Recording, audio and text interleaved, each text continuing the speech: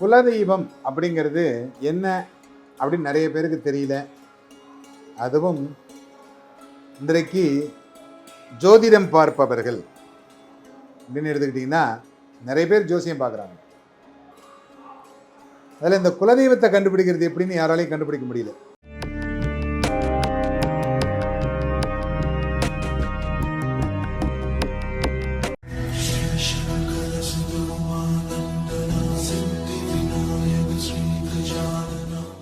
பரசுராம பரசுராம ஜமதக்னி ராமா பரசுராமா பரசுராமா ரேணுகாராமா. எல்லாம் வல்ல அன்னை மூகாம்பியினுடைய அருளோடு இன்றைய சிந்தனைகள். சிலர் கேதுவை வைத்து குலதெய்வன்றாங்க, சிலர் சனீஸ்வர பகவானை வைத்து குலதெய்வன்றாங்க. குலதெய்வம் அப்படிங்கிறது நம்முடைய முன்னோர்கள் வழிபாடு செய்த, இந்த முன்னோர்களிடத்தில் பேசிய, முன்னோர்களை வழிநடத்திய, முன்னோர்களுக்கு அருள் செய்த தெய்வங்களை குலதெய்வமாக வழிபாடு செய்கிறது. இப்போ சொரிமுத்து ஐயனார் அப்படின்னு ஒரு ஐயனார் இருக்கார், நீங்களாம் கேள்விப்பட்டிருக்கீங்க. இந்த சொரிமுத்து ஐயனார், அதே மாதிரி நிறைய ஐயனார் கோயில் இருக்கு. நல்ல சிவ ஐயனார்,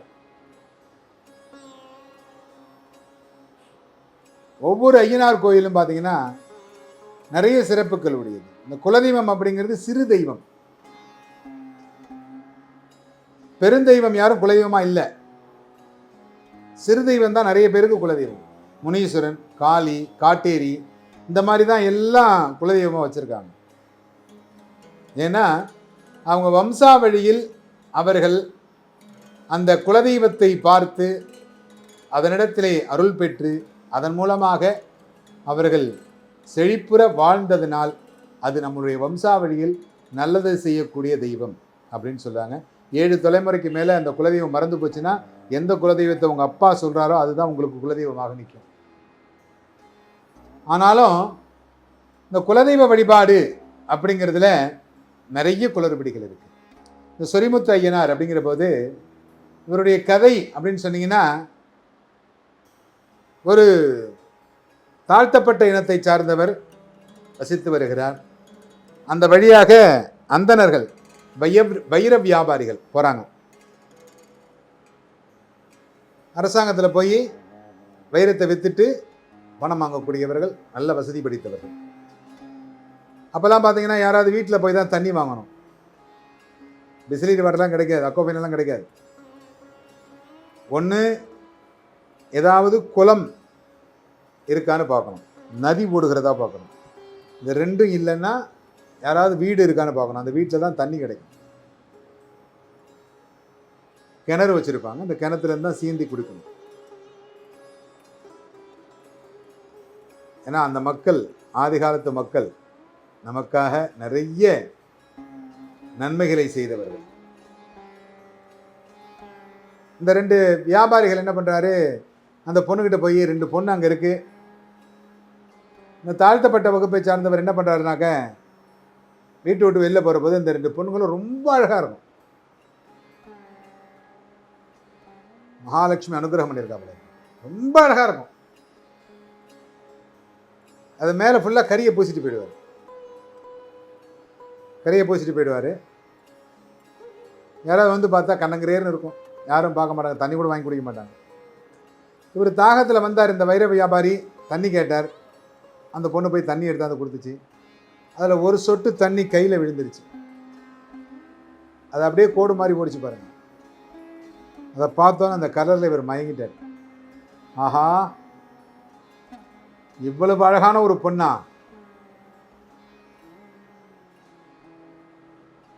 உங்கள் 2 பேரையும் நான் கல்யாணம் பண்ணிக்கிறேன்னு சொல்கிறேன். நாங்கள் தாழ்த்தப்பட்ட வகுப்பை சார்ந்தவர்கள், உங்களை திருமணம் செய்து கொள்ள முடியாது அப்படின்னு சொல்லி, இல்லை அப்படின்னு சொல்லி அன்றைக்கி ஃபுல்லாக அங்கேயே இருந்து அவங்க அப்பா வந்த உடனே அவங்கள்ட்ட கேட்டு கல்யாணம் பண்ணிக்கிறார். அவங்க தான் இன்றைக்கி சொரிமுத்து ஐயனார், அவருடைய மனைவி 2 பேர் அப்படின்னு சொல்கிறாங்க.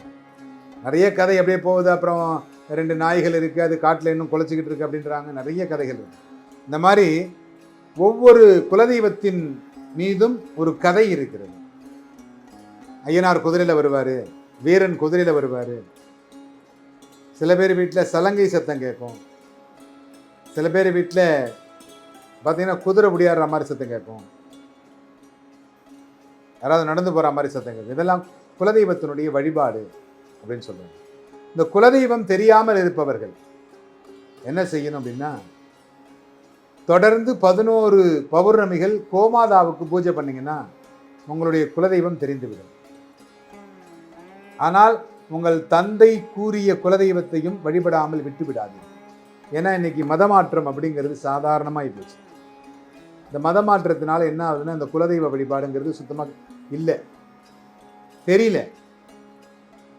எங்கள் அப்பா என்ன பண்ணாருன்னு தெரிலங்க. அவர் ஒரு பூஜை பண்ணார். நாங்கள் இப்போ அப்புறம் எங்கள் அம்மா மாறிட்டாங்க. எங்கள் அம்மா மாறினதுக்கப்புறம் எங்களால் என்ன குலதெய்வம்னு தெரில. ஆனால் இப்போ நாங்கள் ரொம்ப கஷ்டப்படுறோம். எங்கே போனாலும் குலதெய்வ குறை இருக்குது, அதை எப்படி நிவர்த்தி பண்ணுறதுன்னு தெரியல அப்படின்னு சொல்கிறாங்க. நாங்கள் வேற்று மதத்தினராக இருந்தாலும் நாங்கள் குலதெய்வத்தை வழிபாடு செய்கிறதுக்கு தயாராக இருக்கோம். எந்த மதமாக இருந்தாலும் உங்களுடைய குலதெய்வத்தை வழிபாடு செய்வதற்கு உங்களுக்கு உரிமை உண்டு. மற்ற மாதிரி இந்து மதம் கிடையாது. எந்த மதத்தில் இருந்தாலும் நீங்கள் இந்து மதத்தில் உங்களுடைய குலதெய்வத்தை வழிபாடு செய்யலாம்.